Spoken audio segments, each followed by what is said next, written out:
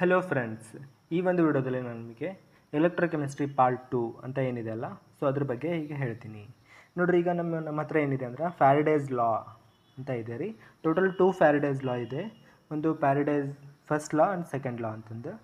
The substance the mass of substance deposited is directly proportional to quantity of electricity ಅಂತಂದು.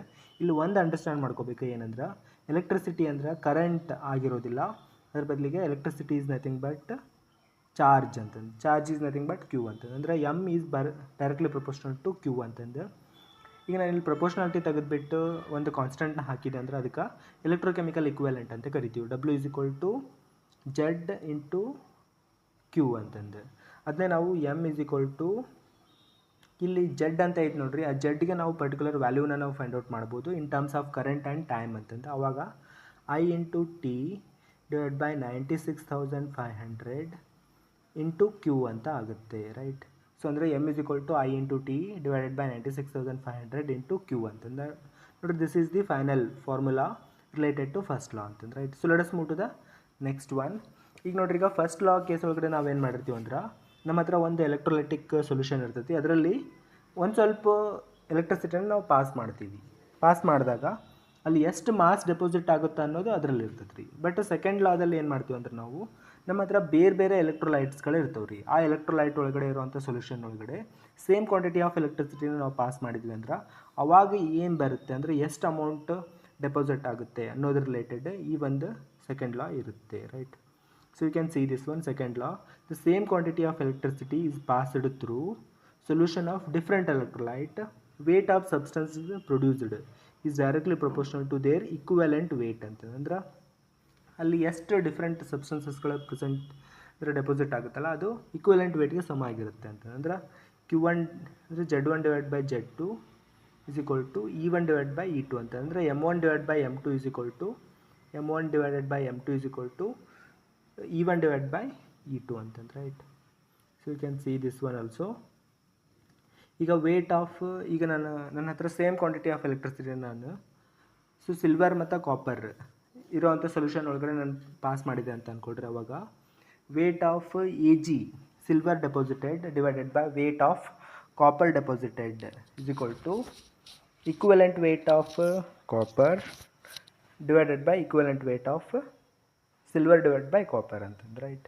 ಇಲ್ಲಿ ನಾವು ಇನ್ನೊಂದು ವಿಷಯ ಅರ್ಥ ಮಾಡ್ಕೋಬೇಕು, ಈ ಥರ ಯಾಕಾಗುತ್ತೆ ಅಂತಂದ್ರೆ, ಸೇಮ್ ಕ್ವಾಂಟಿಟಿ ಆಫ್ ಎಲೆಕ್ಟ್ರಿಸಿಟಿನ ನಾವು ಬೇರೆ ಬೇರೆ ಸೊಲ್ಯೂಷನ್ ಒಳಗಡೆ ಪಾಸ್ ಮಾಡಿದ್ವಿ ಅಂತ ಅಂದ್ಕೊಳ್ರಿ, ಅವಾಗೂ ಸಹಿತ ನಮಗೆ ಸೇಮ್ ಅಮೌಂಟ್ ಡೆಪಾಸಿಟ್ ಆಗೋದಿಲ್ಲ. ಅದಕ್ಕೆ ರೀಸನ್ ಏನಂದ್ರೆ, ಈಗ ಒಂದು ಸೋಡಿಯಂ ಅಯಾನ್ ಇದ್ದಿದ್ದು, ಸೊ ಸೋಡಿಯಂ ಮೆಟಲ್ ಆಗಿ ಕನ್ವರ್ಟ್ ಆಗಬೇಕಾಗಿತ್ತಂದ್ರೆ ಒಂದೇ ಒಂದು ಎಲೆಕ್ಟ್ರಾನ್ ಬೇಕು ರೀ. ಅದೇ ನನಗೆ ಅಲ್ಯೂಮಿನಿಯಂ ಅಯಾನ್ ಇದ್ದಿದ್ದು ಅಲ್ಯೂಮಿನಿಯಂ ಮೆಟಲ್ ಆಗಿ ಕನ್ವರ್ಟ್ ಆಗೋದಕ್ಕೆ 3 ಎಲೆಕ್ಟ್ರಾನ್ಸ್ಗಳು ಬೇಕಾಗ್ತವೆ ರೀ. ಅಂದ್ರೆ sodium plus electron is equal to sodium, aluminium 3++3 electrons is equal to aluminium ಅಂತಂದ್ರೆ 1 mole of electron produces 1 mole of sodium, but 3 moles of electrons produces 1 mole of aluminium ಅಂತಂದ್ರೆ, right. Next ಇಲ್ಲಿ equivalent weight ಅಂದರೆ ಏನಂತಂದು, atomic weight of element divide by number of electrons gained or lost ಅಂತಂದ್ರೆ, right. So next 1 Faraday is nothing but 96,500 ಅಂತಂದು. ನೋಡಿರಿ, ಇದಾಗಿದ್ದ ಮೇಲ್ಗಡೆ next ಈಗ ಇಲ್ಲಿವರೆಗೆ ನಾನು ನಿಮಗೆ ಏನು ಹೇಳಿದೆ ಅಂದರೆ, ಎಲೆಕ್ಟ್ರೋಕೆಮಿಸ್ಟ್ರಿ ಒಳಗಡೆ ಒಂದು ಕಂಡಕ್ಟನ್ಸ್ ರಿಲೇಟೆಡ್ ಪಾರ್ಟ್ ಇದೆ ರೀ, ಅದು ಇಲ್ಲಿಗೆ ಕಂಪ್ಲೀಟ್ ಆಯಿತು. ಸೊ ಈಗ ನಾವು ಈಗ ಏನು ಸ್ಟಡಿ ಮಾಡ್ತಾ ಇದೀವಿ ಅಂದ್ರೆ, ಎಲೆಕ್ಟ್ರಿಕ್ ಪೊಟೆನ್ಷಿಯಲ್ ಅಥವಾ electrode potential, means electrochemical cell ಅಥವಾ ಸೆಲ್ ಪೊಟೆನ್ಷಿಯಲ್ ಅಥವಾ ಎಲೆಕ್ಟ್ರೋಕೆಮಿಕಲ್ಸ್ ಸೆಲ್ ಪೊಟೆನ್ಷಿಯಲ್ ರಿಲೇಟೆಡ್ ಏನು ಪಾರ್ಟ್ ಇರ್ತೈತಲ್ಲ ಅದನ್ನು ಈಗ ಹೇಳ್ತಾ ಹೋಗ್ತೀನಿ ರೀ. ನೋಡಿರಿ, ಗ್ಯಾಲ್ವನಿಕ್ ಸೆಲ್ ಅಂತಂದು, ನೆಕ್ಸ್ಟ್ ಇನ್ನೊಂದು ಎಲೆಕ್ಟ್ರೋಲೈಟಿಕ್ ಸೆಲ್ ಅಂತ ಇರ್ತೈತಿ. ನೋಡಿರಿ, ಗ್ಯಾಲ್ವನಿಕ್ ಸೆಲ್ ಅಂದ್ರೆ ಅದು ಬ್ಯಾಟ್ರಿ ಇದ್ದಂಗೆ ರೀ, battery cell that converts chemical energy into electrical energy. So example, ಈಗ ನಮ್ಮ ಹತ್ರ ಒಂದು ಎವ್ರಿಡೇ ನಿಪ್ಪಾನ್ ಬ್ಯಾಟ್ರಿ ಇರ್ತಾವೆ ನೋಡ್ರಿ, ಶೆಲ್ಸ್ ಇರ್ತಾವಲ್ಲ, ಸೊ ಅವುಗಳಿಗೆ ನಾವೇನಂತ ಕರಿತೀವಿ ಅಂದರೆ ಗ್ಯಾಲ್ವನಿಕ್ ಸೆಲ್ ಅಂತ ಕರಿತೀವಿ ರೀ. ಯಾಕಂದ್ರೆ ಸೊ ಈ ಸೆಲ್ಗಳನ್ನು ಕಂಡುಹಿಡಿದಿರುವಂಥ ಸೈಂಟಿಸ್ಟ್ ಹೆಸರು ಗ್ಯಾಲ್ವೆನಿ ಅಂತಂದು. ಸೊ ಅದಕ್ಕೋಸ್ಕರ ಇವಕ್ಕೆಲ್ಲ ಗ್ಯಾಲ್ವನಿಕ್ ಸೆಲ್ ಅಥವಾ ವೋಲ್ಟಾಯಿಕ್ ಸೆಲ್ ಅಂತಂದು ಸಹಿತ ನಾವು ಕರಿತೀವಿ. ಇವು ಏನು ಮಾಡ್ತಾವೆ ಅಂದ್ರೆ ಕೆಮಿಕಲ್ ಎನರ್ಜಿನ ಎಲೆಕ್ಟ್ರಿಕಲ್ ಎನರ್ಜಿಯಾಗಿ ಕನ್ವರ್ಟ್ ಮಾಡ್ತಾವೆ. ನೆಕ್ಸ್ಟ್ ಇನ್ನೊಂದು ಟೈಪ್ ಆಫ್ ಸೆಲ್ ಇರ್ತಾವೆ ರೀ, ಅವಕ್ಕೆ ಏನಂತ ಕರಿತೀವಿ ಅಂದ್ರೆ ನಾವು ಎಲೆಕ್ಟ್ರೋಲೈಟಿಕ್ ಸೆಲ್ ಅಂತ ಕರಿತೀವಿ ರೀ. ಈ ಎಲೆಕ್ಟ್ರೋಲೈಟಿಕ್ ಸೆಲ್ಸ್ ಏನು ಮಾಡ್ತಾವೆ ಅಂದ್ರೆ ಎಲೆಕ್ಟ್ರಿಕಲ್ ಎನರ್ಜಿನ ಕೆಮಿಕಲ್ ಎನರ್ಜಿಯಾಗಿ ಕನ್ವರ್ಟ್ ಮಾಡ್ತಾವೆ ರೀ. So best example so electrolysis of water ಅಂತಂದ್ರೆ ನಾವು ವಾಟರ್ ಎಲೆಕ್ಟ್ರೋಲೈಸಿಸ್ ಮಾಡಿದ್ವಿ ಅಂತ ಅಂದ್ಕೊಳ್ರಿ, ರೈಟ್. ಅದಕ್ಕೆ ನಾವು ಎಲೆಕ್ಟ್ರೋಲಿಟಿಕ್ ಸೆಲ್ ಅಂತ ಕರಿತೀವಿ. ನೆಕ್ಸ್ಟ್ ಸಾಲ್ಟ್ ಬ್ರಿಡ್ಜ್ ಅಂತ ಇರ್ತೈತಿ ನೋಡಿರಿ. ಸಾಲ್ಟ್ ಬ್ರಿಡ್ಜ್ನ ನಾವು ಎಲ್ಲಿ ಯೂಸ್ ಮಾಡ್ತೀವಿ ಅಂದ್ರೆ ಈ ಗ್ಯಾಲ್ವನಿಕ್ ಸೆಲ್ ಒಳಗಡೆ ನಾವು ಯೂಸ್ ಮಾಡ್ತೀವಿ ನೋಡಿರಿ. ಈಗ ಸಾಲ್ಟ್ ಬ್ರಿಡ್ಜ್ ಇರ್ತೈತಲ್ಲ, ಇದು ಯು ಶೇಪ್ಡ್ ಟ್ಯೂಬ್ ಇರ್ತೈತೆ ರೀ. ಸೊ ಅದರೊಳಗಡೆ ನಾವೇನು ಮಾಡ್ತೀವಿ ಅಂದ್ರೆ ಒಂದು concentrated solution of inert electrolyte, example KNO3, K2SO4, KCl, ಈ ಥರದ್ದು ಯಾವುದಾದ್ರೂ ಒಂದು ಸೊಲ್ಯೂಷನ್ನ ಅದರೊಳಗಡೆ ನಾವು ಫಿಲ್ ಮಾಡಿರ್ತೀವಿ. ನೆಕ್ಸ್ಟು ಈಗ ನಾವು ಯಾವ ಸೊಲ್ಯೂಷನ್ ಬೇಕು ಆ ಸೊಲ್ಯೂಷನ್ನ ನಾವು ಈ ಸಾಲ್ಟ್ ಬ್ರಿಡ್ಜ್ ಒಳಗಡೆ ಫಿಲ್ ಮಾಡೋಕ್ಕಾಗೋದಿಲ್ಲ. ನಾವು ಯಾವ ಥರದ್ದು ಸಾಲ್ಟ್ಸ್ಗಳನ್ನು ನಾವು ಅದ್ರಲ್ಲಿ ಫಿಲ್ ಮಾಡಬೇಕಂದ್ರೆ, ಸೊ ಇಲ್ಲಿ ನೋಡ್ರಿ ಕಂಡೀಷನ್ ಏನಂದ್ರೆ the cation and anions have nearly same ionic mobility ಅಂತಂದು. ಸೊ ಅದ್ರದ್ದು ಮೊಬಿಲಿಟಿ ಮೂಮೆಂಟ್ ಆಗುವಂಥ ಕೆಪಾಸಿಟಿ ಸೇಮ್ ಇರಬೇಕು. ನೆಕ್ಸ್ಟ್ ಅದ್ರದ್ದು ಟ್ರಾನ್ಸ್ಪೋರ್ಟ್ ನಂಬರ್ ಅಂತ ಇರ್ತೈತೆ ರೀ, ಆ ಟ್ರಾನ್ಸ್ಪೋರ್ಟ್ ನಂಬರ್ ಸಹಿತ ಈಕ್ವಲ್ ಇರಬೇಕು ಅಂತಂದ್ರೆ, ರೈಟ್. ಸೊ T+ = T- = 0.5 ಈ ಥರ ಇರಬೇಕು ರೀ ನೋಡಿರಿ. ಇದಾಗಿದ್ಮೇಲೆ ಕಡೆ ಏನು ಬರ್ತೈತೆ ಅಂದ್ರೆ ಎಲೆಕ್ಟ್ರೋಡ್ ಪೊಟೆನ್ಷಿಯಲ್ ಅಂತ ಅಥವಾ ಹಾಫ್ ಸೆಲ್ ಪೊಟೆನ್ಷಿಯಲ್ ಅಂತಂದು. ಸೊ ಈಗ ಇಲ್ಲಿ ಏನಾಗುತ್ತೆ ಅಂದರೆ, ಈಗ ನನ್ನ ಹತ್ರ ಒಂದು ಮೆಟಲ್ ಇದೆ ಅಂತ ಅಂದ್ಕೊಳ್ರಿ, ಈ ಮೆಟಲ್ಗೆ ನಾವು ಎಲೆಕ್ಟ್ರೋಡ್ ಅಂತ ಕರಿತೀವಿ, ಎಲೆಕ್ಟ್ರೋಡ್ ಅಂತ ಕರಿಬೋದು ನಾವು. ಈ ಮೆಟಲ್ದ ಅಯಾನ್ಸ್ ಇರೋವಂಥ ಒಂದು ಸೊಲ್ಯೂಷನ್ ಒಳಗಡೆ ಡಿಪ್ ಮಾಡಿದ್ವಿ ಅಂದ್ರೆ ಅವು ನಮಗೇನು ಬರುತ್ತಲ್ಲ, ಇಲ್ಲೇನು ಅಸೆಂಬ್ಲಿ ಕ್ರಿಯೇಟ್ ಆಗುತ್ತಲ್ಲ, ಇದಕ್ಕೆ ನಾವು ಹಾಫ್ ಸೆಲ್ ಅಂತ ಕರಿತೀವಿ.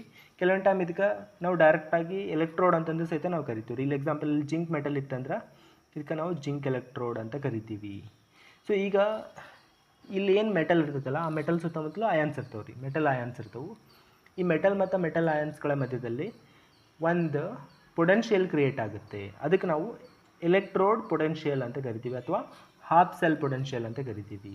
ಸೊ ಇಲ್ಲಿ ಏನಾಗುತ್ತೆ ಅಂದ್ರೆ ಕೆಲವೊಂದು ಟೈಮ್ ಇಲ್ಲಿರುವಂಥ ಮೆಟಲ್ ಬೇಸಿಸ್ ಮೇಲ್ಗಡೆ ಅದು ಆಕ್ಸಿಡೇಷನ್ ಆಗ್ತೈತಿ, ಇಲ್ಲಾಂದರೆ ರಿಡಕ್ಷನ್ ಆಗುತ್ತೆ.